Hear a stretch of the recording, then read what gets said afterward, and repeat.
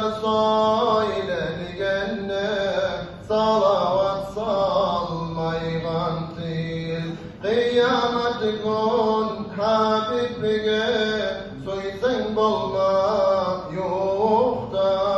Salavatlı kopyorur gündüz geçer turupta. Kim salavat kop salsa oğar şefaat yeter. Bereketinden onu bari günahı getir.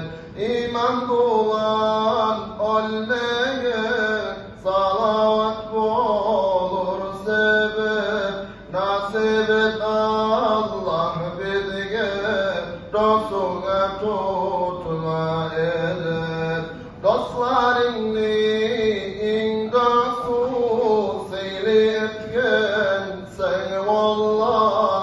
Oğar yetecek adam tuğmağın tuğmastallah.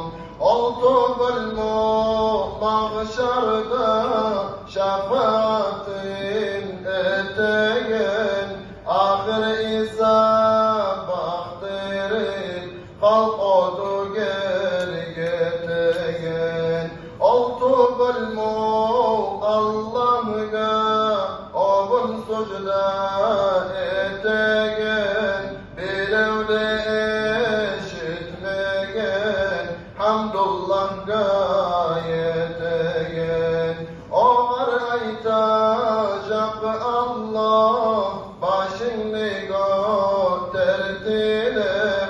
Dilegenin vereyim Allah yüreğin bilir. Allahu Allah ya Allah, Allahu Allah ya Allah, Allahu Allah ya Allah, şefaat ya Resulallah. Munaşulay oradadır Habib nida racası. Ölçevsiz bek uludur Allah bulan arası. Onu siyliliğinden siyli bolgan ümmettem. 70'inci ümmettir tengi yoktur hürmette. Uçbaydan ekipani dirgenleri cennetge. Peygamber hürmeti için berile bu ümmetge.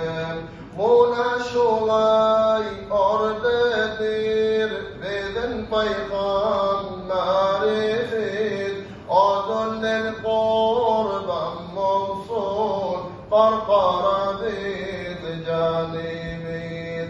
Bu var salavat salmay davi kimge salayız.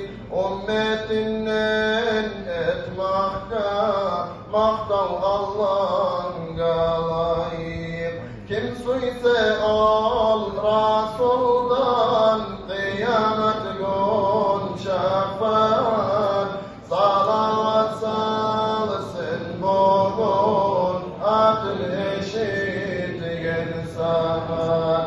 Mevlaya salli ve sallim daima